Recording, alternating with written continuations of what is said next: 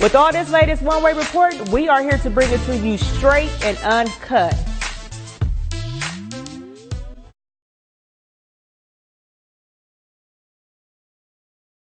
You are now tuned in with Street Politics.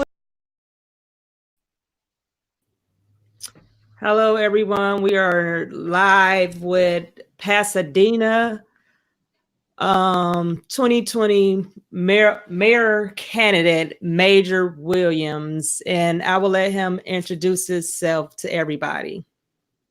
Hello, everyone. As you said, my name is Major Williams, 2020 mayoral candidate here in Pasadena, California. I've been running my campaign for an entire year. We're making a lot of great headway, and I'm always excited to get on different platforms like this one to be able to share my message, to get people aware of what I'm doing here locally in Pasadena, and just know that this is the first step of many that we can all collectively come together to do some really good here in the city. Okay, before we get into some questions, I like what you said about have been campaigning for a year, because a lot of people are now starting to campaign. And my thing Right. is, if you want to run for a seat and you feel like you prepared, because mayor seats go what, 4, 6, 8 years, what? Yeah, it's 4-year terms. So 4-year term. So say if you want to be a candidate and it's a 4-year term, you would think that whoever wants to run against this person, he would start within the 4 years. Right. No, Does that that's make true. sense? That's true, and that's kind of like what separated me from the pack, even at this point right here, especially at the pinnacle point that we are in the city. Is that if you're truly trying to not only just win the people, but to actually show that you care, which a lot of people don't feel like leadership in its place currently today doesn't really have any empathy, any vision, any motivation or inspiration for them. They're not putting the additional foot forward to actually show them that in real life. And I've taken a step to actually show them that and what it looks like in real life by exhausting myself for an entire year, speaking with different residents, sharing my phone number all across the city, getting 100 text messages a day, replying back to those 100 or so text messages a day, and connecting with people at different coffee meetups. So just doing it in a very genuine way, but doing it in a way that these other candidates and even the current incumbent has never done before, because I know that there's a voter base out there that's not active or activated. And we need to be inspired moving forward with the right kind of leadership, new brand of leadership, and someone with a different skill set.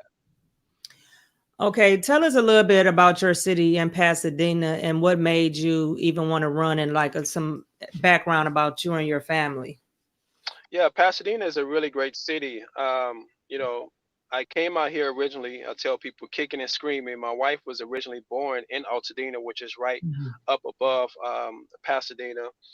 um, One of the main reasons that pushed me, so there were a variety of reasons, but typically because I started getting more active within the community, going to city hall meetings and just speaking to my everyday neighbor and small business owners for like a year or two. During that particular time, I was working in politics through my marketing company, and I was able to travel all across California and hear different, you know, community activists, other people in other cities, and they were having similar plights. And so when I Mhm. decompressed from the last campaign, I had all this wealth of knowledge from working with some of the top political strategists in the country. I felt like the next step for me to do is to be able to, as I use the analogy often, is to take myself out of the stands of frustration like everyone else, screaming at everyone, telling them what they should be doing, Mhm. versus taking myself out of the stands, jumping on the field, suiting up in this political climate, in this game of politics, and being effective from that measure versus just on the outside in telling everyone what they should be doing. Um, and as far as my family, like I said, my wife has been a Californian. She was born and raised here. She spent time in Florida. I've been here over 20 years. I've been in Pasadena going on 9 years. And I just really think a different brand of leadership is needed for a very long time, or we've never had anyone that champion for actual empowerment of people here in the city. It's always been about the status quo, the climate of where we are right now in regards to the market of people being priced out, people not being able to afford to live here, generational houses are having to be sold or foreclosed on. I just bring a different, unique skill set, which is what's exciting people because I'm actually talking about how can I partner with you versus come in and let me be your leader, and that's a different conversation that they haven't had in decades here in Pasadena. Okay, so let's talk about what are some of the things that you have, because I know everybody have a set of things that they campaign on, like education. Um, just give us a little background on your main things that you're campaigning on. So, ideally, there are the traditional platitudes where you're talking about education. Homelessness is a big issue, all the way down to traffic. um, any any candidate, any elected official are going to talk about those things in an election. What I wanted to be uniquely different is say, what could that be? What could be that in addition to?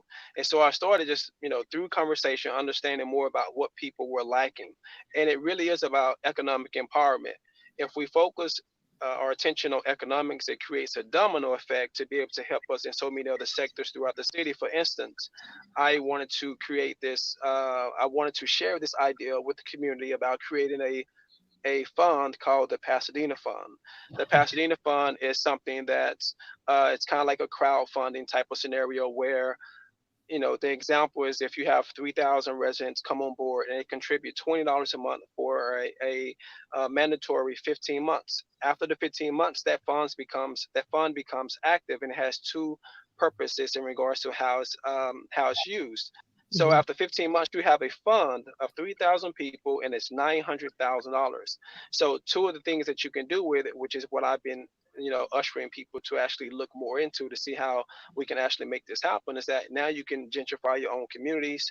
You Mhm. can make investments. You can invest online, but you can do it collectively together. So all of a sudden, you change the mindset of everyone because these are 9 to 5 people that are going check to check. Now they're a part of a unit that actually has propelled them to be owners, equity owners, investors, etc. And it can only grow from there. My ideal is that in 5 years, if it's ran, correctly, Mhm. it could probably be worth $500 million in 5 years. That's how powerful something like this could be for an actual community that has nothing to do with the government. It's Mhm. not something that I will control. This is just an ideal that I will share for them, and also help and actually help them execute it um, for the benefit of the people. So that's something uniquely different about my platform in regards to the status quo things that you have to hit on as well. But I Mhm. want it to be uniquely different and offer some real value, tangible financial value that so many people are lacking and missing in politics as a leader.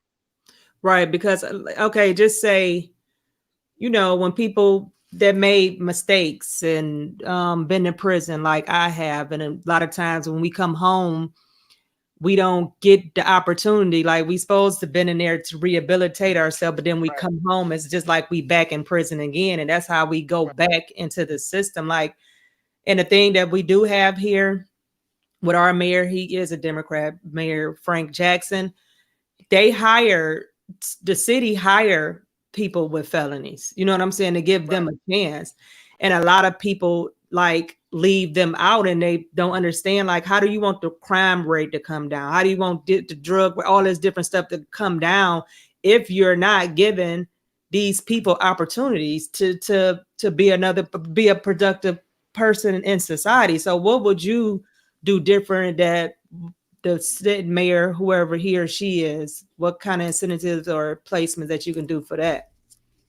So I think it's a collective effort because it depends on the stature of it. Sometimes you're dealing with federal, sometimes you're dealing Mhm. with state, sometimes you're dealing with municipal, and so each particular situation has to be dealt with smartly, and it's a case by case perspective. Mhm. I have a background of having a mother who did extensive time in prison as well, and I know hands on how the impact of her moving forward in life in regards to that stigma of being rehabilitated but not being accepted as being rehabilitated in everyday society. And so from having that experience and from talking to other people and talking to other similar individuals with your kind of story, we would actually push for something that would actually bring that full circle in regards to the activity of saying, hey, we need to come up with specific Mhm. ordinances or legislation or whatever the case may be to make sure that we uphold that versus just saying that this is what it is locally in our city. So, I mean, like I said, this is something that I've talked about like 2 weeks ago about fairness, and fairness is a really big thing Mhm. on my list. And sometimes you have to understand, even as a mayor isn't the end all be all, but he can be a strong advocate and a voice to usher in true change within the city through the city council for the benefit of situations like that. So, me personally, I would definitely wave the flag to make sure that we had incentives for when prisoners came home that were rehabilitated for their crimes, Mhm. have opportunities so they don't, continue the cycle of going back in those particular places. And to take it a step further, I will sit with some of my team members and say, how what programs can we put together? We don't have to wait for it to exist. We can create the program and we can position it and get it funded ourselves. Mhm. So when you do come back home, it's something that's tangibly there that you can take advantage of, whether it be skills, whether it be a trade, whether it just be an embedded infrastructure that has a great reputation of partnering with other resources to give you an opportunity once you came home. And so that is something I would absolutely advocate for. Okay. Now, when people say California, the first thing that comes to people's mind is the homeless crisis. And it's just like, in the summertime, I go sit out with the homeless. I feed them. I go sit out there with them. I take my lawn chair. I go out there and sit out there with them just to make them feel human again and talk to them about like what kind of policies, what can people do to get y'all back going. And like when I did one last year, it's actually on my channel. I'll probably link this below if y'all want to see it. And I also have all his information linked below too, as far as donating and going to his campaign. And a lot of them feel like they are left out, especially when it comes to immigration. We'll get illegal immigrants, but we'll get on that in a minute. But Mhm. they feel like the home these shelters is just like you just come in here and you got to be out of here at a certain time. It's like nothing to help them move on the way. And a lot of them is mentally ill. So, Right. people think that people just out here just ain't having a place to stay. A lot of those people are mentally ill. So, how would you fight on that? Well, I would do simply what I've done thus far is to get behind the curtains and meet with the CEOs of what I did. We have a Union Station, which is our biggest shelter and facilities for services for the homeless community here in Pasadena. And one Mhm. of the first things that I did before I assumed that I know what the magic wand is or what the solution is, I wanted to know what was available now. Beyond knowing what was available now from our service providers is understanding what through percentage and data has actually worked. And also, I want to know what didn't work. If you actually have a foundation of understanding of what's worked and what hasn't worked, it gives you an opportunity to find those moments where you can be of value. And that's what we've been doing. And what we've kind of come up with at this point, similar to your point, mental health facilities need to come back to Pasadena. Drug addiction facilities need to come back in Pasadena because we need wraparound services. We don't just need housing for our homeless community. We need wraparound services that's kind of like joined at the hip with them to have actually help them get implemented back into society. And that those are the things that we're working on. So one of the ideals is looking at an old gas station that's been dilapidated for 6 years. I'm saying, hey, let's take that old gas station, let's build it up 3 stories and make it multiple services, including permanent housing, temporary to permanent housing for our homeless community.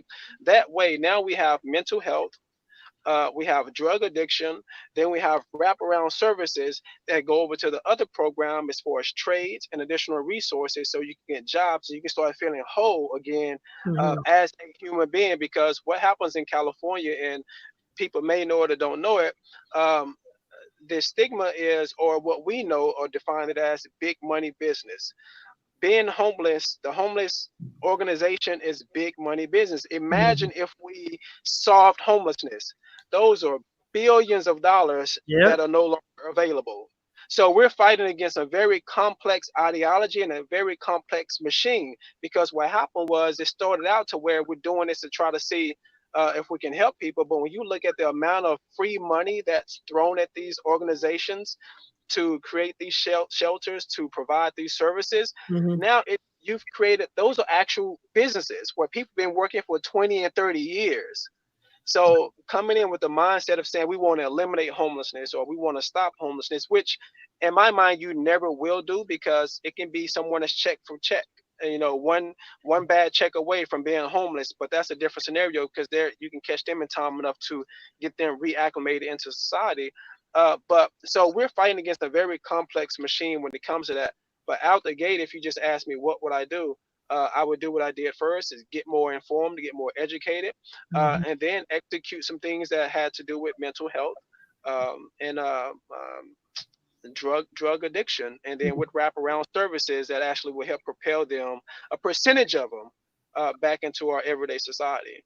Right, because like you said, like I told you, I sit out there with them. Those facilities get millions.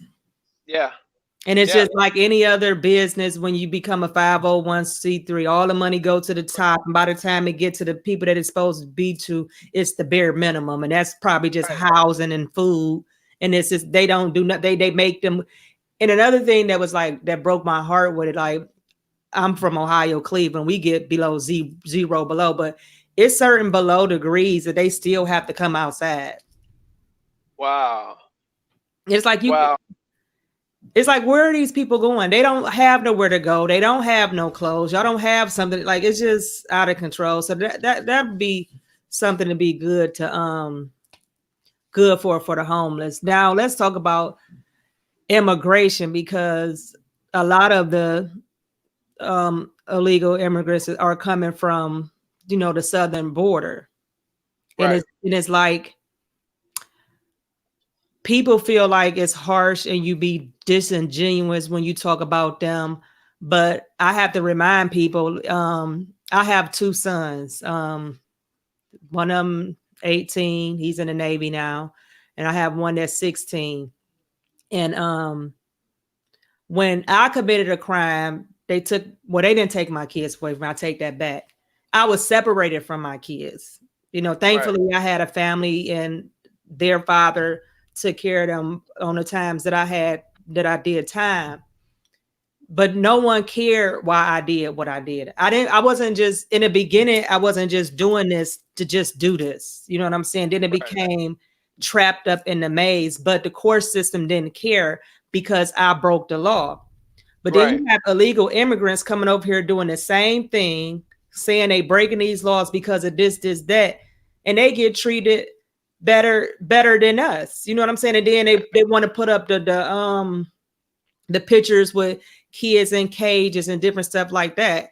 My youngest son has got in trouble and have been in a juvenile facility. Their stuff is not nothing like what they get. You know what I'm saying? Even when I right, was in prison. So it's just like, how is the disconnect with that? And why is it that they're pushing for them, even with the getting the IDs? How is it right, that somebody that's illegally here able to get an ID, but at the same time you have the Democratic Party saying that black folks so poor and we oppressed that we can't get an ID, and if a Republican or a conservative asks for voter IDs, it's voter suppression. So right. like, make sense to me. Well, it has multiple layers. To be honest with you, the Democrat Party is looking for an additional voter base. You know, they know Mhm. that the black community is splintered. They know that the black community is waking up, whether Mhm. they're becoming conservatives, Republicans like myself. But even if they're not, they're hearing these messages, and sometimes it may be hurtful. Sometimes it may not be something that they necessarily want to hear, but it is something that they're receiving, and they are hearing it, along the lines of, is it a fair predicament? I don't believe it is, and I don't support it. If I went to the border right now as an American citizen and wanted medical attention, I would get refused those services. But if someone on the opposite side of that border wall came over and needed medical services, they would get those services. And so I've always had a stigma of of why not America first, why not country first, why not our homeless people first, why not our situations above and beyond anything or anyone else. And so I think that's one of the driving forces behind the Democrats just wanting a new voter base so they can actually compete and they can have control. And it's about power and it's about them expressing their dominance. It's a tactic. It's a war tactic that I call. It's like civil war on our own soil, so to speak. They're turning us against other human beings. I don't have anything against human beings. Mm-hmm. I have empathy for everyone and their plights. But as you stated earlier, illegal is illegal. My situation, my mother was taken away from me not once but twice due to going to prison. Some similar to like your sons, I was able to go and stay with family members, but I was displaced from my home. We lost our Mm-hmm. apartment. Mom lost our car. Mentally, I'm going through withdrawal, depression. So I had to deal with all those things because she broke the law, right? And she had to face those consequences. If Mm-hmm. these individuals are under the pretense of our laws breaking the law, we're not treating them as just. We're actually treating them like elitists who can afford very expensive lawyers. And just imagine that irony. And so I consistently have an issue when it comes to the immigration and trying to wrap my mind around the audacity of some of these actions that are taking place, some of these policies that are coming in place. Just like you said, just like with the IDs, how do you reward someone an ID when they're illegal? How do you reward someone when they are a criminal and they're locked in your possession and you refuse to turn them over to our immigration services so they can be deported? So those are things that for me it's just it's I can't even call it complex. I have to find the best word for it, but it's something that's very it's a sad predicament, but it really does come down to power. The Democrat Party trying to have a new voter base because they know that the black vote is splintered, Mm-hmm. and we have more, we're having stronger and stronger advocates and voices that are speaking up for us. And someone, a good buddy of mine by the name of Gianno Caldwell, who speaks on Fox, he said in an interview recently, he said that whether you're Democrat or Republican, these are the times that you're going to actually have to tell us what you're going to do for us to earn Yep. our vote, right? Mm-hmm. And what I realized, even as a black conservative, looking at other Republicans and not being a Republican my entire life, which for the last 2 years I've been, Mm-hmm. they didn't put boots on the ground. And so when I'm around my counterparts, I'm like, you just can't talk the talk and you just can't use me as a vehicle. You all have to get out there, show what you're going to do, show your presence in a physical way or monetary way or collectively together to show people that you actually care about them. For the longest time, a lot of Republicans didn't know how to connect. Well, the Democrats had that number down. That was their formula. That was their secret sauce. Mm-hmm. And Republicans were left to be defenseless and be just treated only as the racists and the Ku Klux Klansmen and all these different narratives that the Republicans so geniusly marketed to us over and over again to where we just naturally believe that's what it was.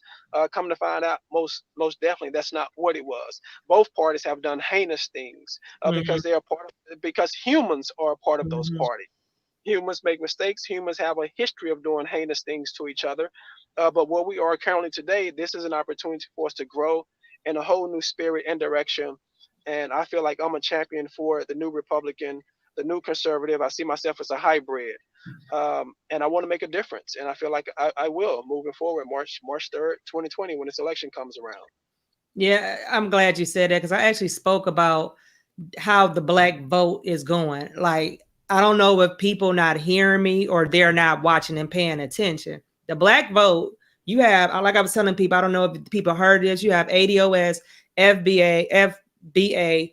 Those are a group of people saying, some are saying if the Democrats ain't coming with no tangible, we either staying at home or we gonna just vote straight down the ballot as Republicans. Then you have people that converted over that been long life Democrats like me that have changed over and now Right. conservative in a Republican, that's going well. But you always gonna have people that's never going to go nowhere. But for those two groups to break off, this is why I tell people that why they pushing so hard. We are being replaced with immigrants. I agree. You had Democratic candidates on stage saying about them giving reparation, all kind of stuff to everybody but us. They want to group Yeah. us in with people of color. No, we are not people of color. I'm black. Don't try to group me in with Hispanics or anything. But that's the easy way out. But see, they did that so long that people. It is what it is, and I really think this is going to be the most historical election in all Oh, time, especially when it comes to the it black is. vote.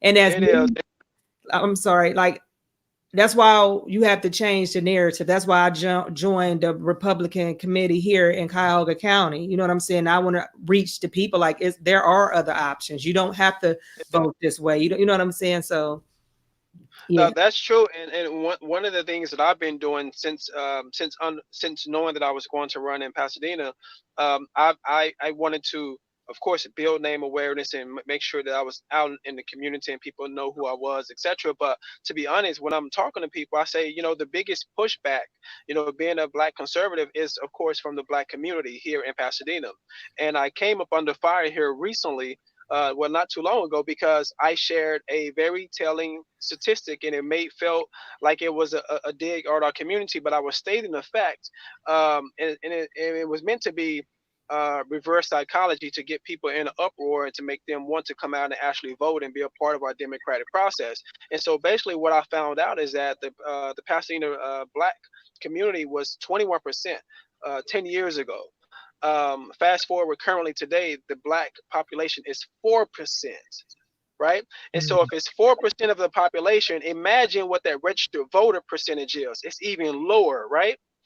And when I'm hearing these concerns and these frustrations online from these different individuals in the black community, I'm saying that, hey, all that complaining is great, but make sure that you come out and go to the actual polls and make sure that people want to actually do something for you in regards to an incumbent. Because my thing is, if I look on the wall, I'm seeing the exact same people over and over again, um, winning these elections. I go to the city hall, I see the same group of old 80-year-old white guys. It's a perpetual cycle.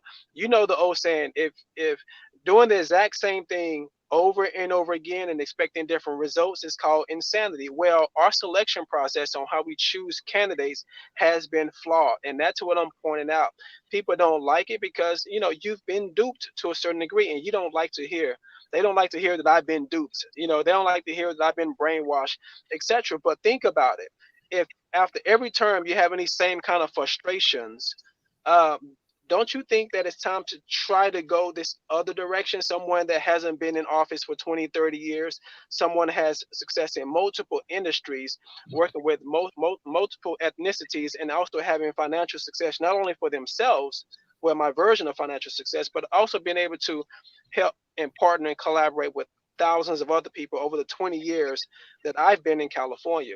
And that's one of the telling differences of what this conservatism looks like, because I'm truly trying to empower people and help us all eliminate the victim mentality. The reason why I want to eliminate it, because I know exactly how I felt to think that someone owed me something.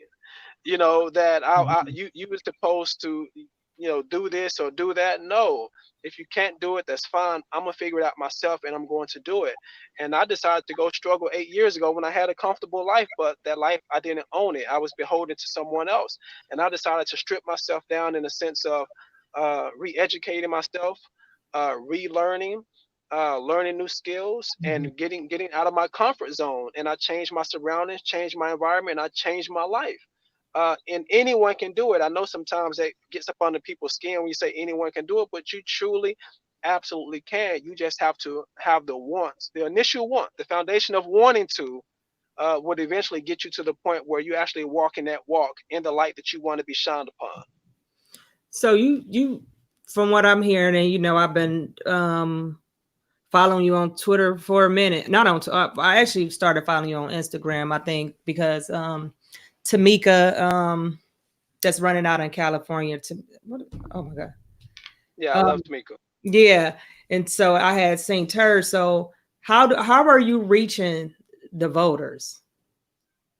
So in this day and age, of course, we have social media. We have a strong email list. We were able to grab the data. We're doing a lot of direct text messaging as well.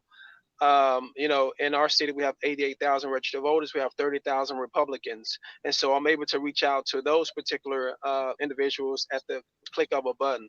On top of community walks, being out every single day, from word of mouth, having coffee meetups, from having my town hall like I did last week. So I'm creating my own platforms to be able to communicate and talk and allow people to understand and get to know me, but also for me to hear their stories and their concerns as well too.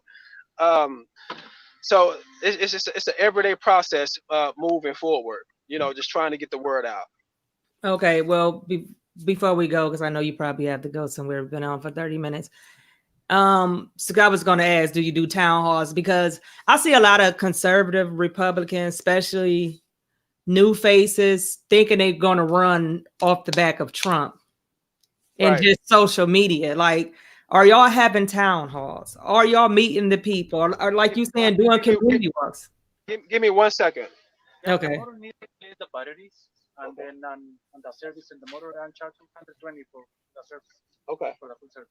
Okay. That's fine? Right. Okay. All right. So Ginger cut you a check. Or you or the owner? Ginger. Okay. Okay. Do you call the owner or? Yeah.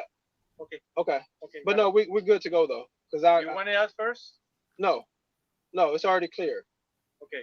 All right. Not me now. Okay. Okay. Okay, Thank you. Sorry, I'm getting my electric gate fixed. No, that's fine. So you were asking what was that again? I'm sorry. Um, a lot of About people, I'll be asking them like, where the town halls at? Where the door knocking at? Where to going to? Are you having meetings? Are you going to these local barbershops, bars? You know, yeah. 'cause you got to bring a certain type of people out that's not used to you, and you got to go where Right. those people are. And a lot of people, to me, that's coming in, a lot of people I'm seeing, it's like they trying to rat off Trump. Like Trump has his own campaign to run Right. through and what he's trying to do. And people Right. are just solely trying to run off him and thinking they can just beat this just on social media. Well, if you look at my campaign, and maybe it has worked for me or against me, I don't focus on Trump in regards to promoting him in that way because I'm running my own campaign. Mhm. Do I support the president? People know that. I've been to the White House, 3 house in the last 10 months. I am a Republican. I support conservative values. Mhm. I speak about it in a very high space, but I am tunnel vision on my own, on my own platform on what I'm doing. I also feel like there are certain conservatives and conservative influencers who only use Trump for their content, and that kind of rubs me the wrong way. They have such huge voices, but they only um, support Trump, who has millions and millions of dollars, who's going to reach everyone he needs to reach anyway. Uh, there, a lot of them, a high percentage of their content is Trump based versus what about the strategical way of getting somebody like myself in these smaller seats and then we work our way up? You have to be able to fight in a variety of ways when you're trying to win a true battle here in this country. Everyone is looking for the home run when it comes to that. And I get it, but I don't get it because, like I say, my background is in trying to figure things out from a marketing perspective, from a creative perspective. I understand the chessboard. No one is understanding the chessboard.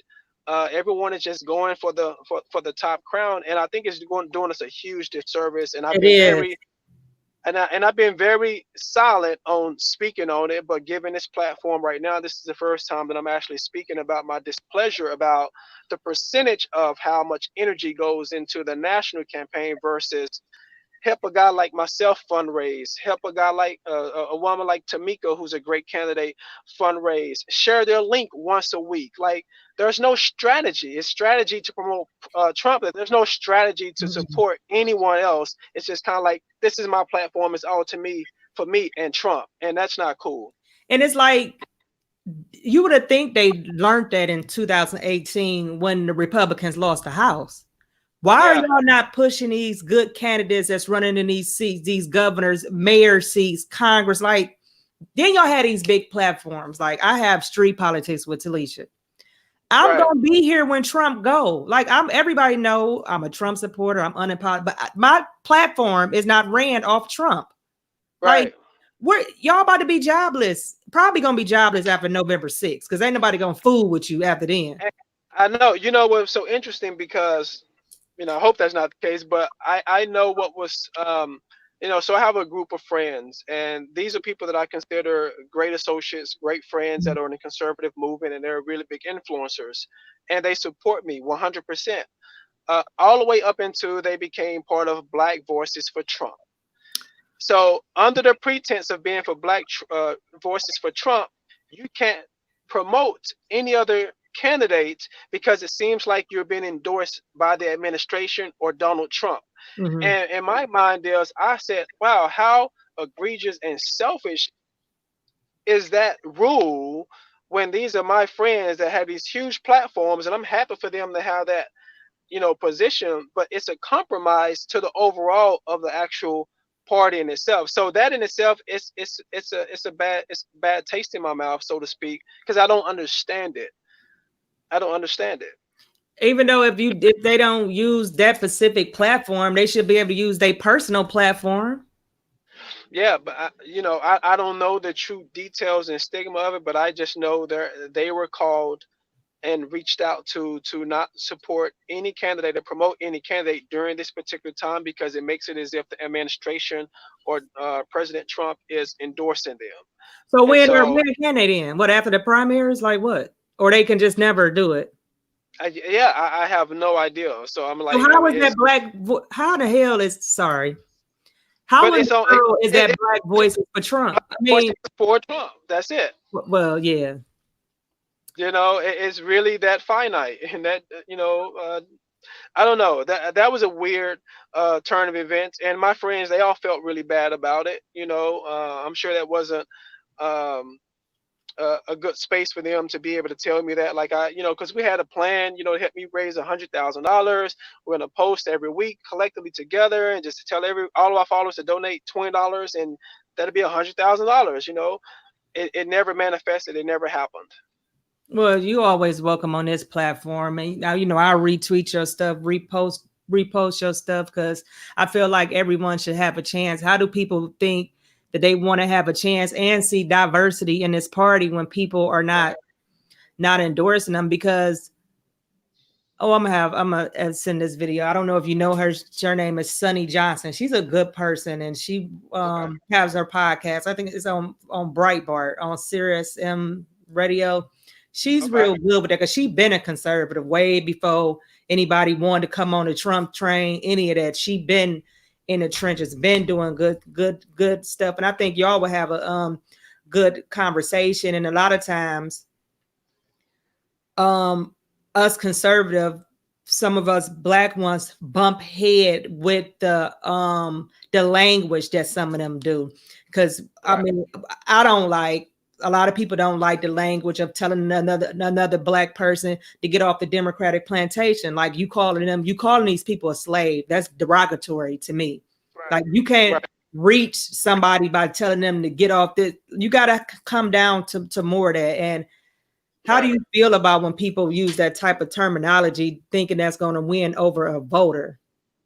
Right. Well, see, it's so funny. I had this conversation last night, and I always say there's always multiple messengers for different messages or different audiences, and every message doesn't resonate with everyone. So when I hear that, it doesn't offend me, but I Mhm. could honestly see how it could offend someone else. But then we took it a step further last night. I said, so because I read an article about this, someone tagged me in it, and I guess to bring that to my attention, and I said, well, the rap music that we listen to, and I made this analogy. I mean, Mhm. if we're okay with the bitchs and killing each other, etc., um, from a person that's, it's just like you have the uncle that gives you tough love, but he loves you, and his way of telling you to get off your butt and slap you on the back of your neck and go out there and try it again, versus the other uncle is like, you know what, he's gonna talk you through it and be more meticulous and be more Mhm. articulate. It's just about how it's received, and it doesn't hit that way with every single person, and it's okay if you feel like that isn't the right message. It isn't. I tell anyone, it isn't my job to convince you that that's okay, right? Because Mhm. if it's not okay with you, that messenger doesn't work for you. But hopefully, what I do or someone else does, that may be more your lane to actually earn your respect or earn your trust or earn your vote or whatever it is that the goal that we're working towards. And so I don't defend that type of messaging because I kind of know some of the people that you're talking to when it comes to that. They have their own unique style. And in history, in order to galvanize people, you have to have multiple messengers, and Mhm. everyone on a team isn't like the strongest one. Just like when you have singing groups, you know who's gonna sing or rap first because they typically are the best one, Mhm. right? And then it trickles down to the one that's not the most favorite. And so that formula exists because everyone can't be the perfect individuals for each individual person, Mhm. which is why you have a lot of different personalities when it comes to that. But like I said, I do have a dual perspective. I can see how that can be offensive to people. But asking me is a little different because I got fed up of making excuses on why I can't listen or why I can't make action or why I can't see the divide and the destruction that Democrat policies have implemented on our communities. The fact that, like I said, my mother was taken away from me not once, but twice, and I seen my mother struggle for 20 years on welfare. And maybe because of that stigma, I had that for many years, thinking that someone owed me something. And so when I had my awakening and woke moments, I was furious, that I thought that way for so long, and thank God. The grace of a great foundation and good people around me, including my wife and my family, I was able to evolve past that. And but a lot of people don't get to that point, and so it's our job as activists, as leaders, it's just a regular person with a voice sharing conversation, to try to share with people, and if you inspire them, enlighten them, whatever the case may be. That's the sole purpose. Everything that I do now is to build legacy, to build value. And I said this in a speech before I get off here. Where I'm at in my life is Mhm. different than a lot of other people, I would suspect, but I'm sure where I am, a lot of other people are exactly where I'm at. Everything I do now is for the fact that either my mother can say, uh, "Good job" in regards Mhm. to who her son turned out to be, or the day that my sons, my children, are reading my eulogy and they're able to read that eulogy with such a smile and honor that they had a person like me on this earth. Those are the type of things that I'm working towards, and it's Right. bigger than all this minutia and everything else in the noise that's going on out there in the world. Okay, well, tell the people how they can reach you, and a lot of this stuff I have in the link, so they can always revert Yes. back to this video, and tell them Uh, how they can help your campaign. And if anybody out there in Pasadena, I think you have a very good qualified candidate. Thank you. So you can support me by following me on all of my social media, which is Major for Mayor, and that's spelled out FOR. We're always looking for online warriors, meaning that you're liking and sharing a lot of the content that we have. We're always looking for donations to fund this campaign. One of my opponents raised $100,000 in 5 weeks because he had the endorsement of a former mayor. So it's the old good old boy system. So I'm fighting against someone that's very well funded. But my campaign has been organic, and I've had a lot of small donors from all over the country. So I'm excited about that. But we need to push forward to get these mailers out, to continue to get the message out. So you can donate to the campaign. And I always tell people, look, even if you can donate just 5 to 20 bucks, just make it a mission and a point to tell 10 other people to do it and make sure that they do it. it's just about us activating each other in a way to truly make these things happen. These are small steps to a larger step that we all collectively taking together. So text me at 626-623-3753. I'm gonna put that in the link. Hold on. What is it again? 626 626 623 623 3753. 3753. And if you text me that number, I will send you my donor link directly, and it'll take you straight to the donor screen, and you can donate. Or you can go to the website, which is majorformayor.com, and you can donate, find out more about my campaign. But yeah, continue to share, continue to spread the word, and let's try to do group economics in regards to fundraising here for this campaign. And I greatly appreciate you for having me on the show, and we're going to keep building, keep growing. Okay, like I said, you're more than welcome to come on this show anytime that you want to. Any message, anything that you want to get out, I'll retweet you to my followers with these different links so they can reach out for you, because like we have to do the grassroots to I have to tell people like, yes, it's important who the president is gonna be, but it's very important of who your local Right. Congress people gonna be, because those are the ones that's hands on that can Right. really change a lot of stuff in your community. So I would like to thank you for coming on my show. And like I said, you welcome to come back. And everybody, please go support him. Please donate $1. $1 can go a long way. Even if you donate $1 a month, $5 a month, auto, so he can get his message out and go up against something that needs to be changed. If y'all want to change California and you sick of the way stuff's going down in California out in Pasadena, I think you have a great person that can do that. So we're going to end this, and thank you once again for coming on my show. Thank you. I appreciate it. God bless. You're now tuned in with Street Politics with Talisha, reporting from the streets to the White House. Hello? Hello? Yes. Hello. Yeah. Oh, did I end it broadcast? All right. Thank you. I appreciate it. I got to take this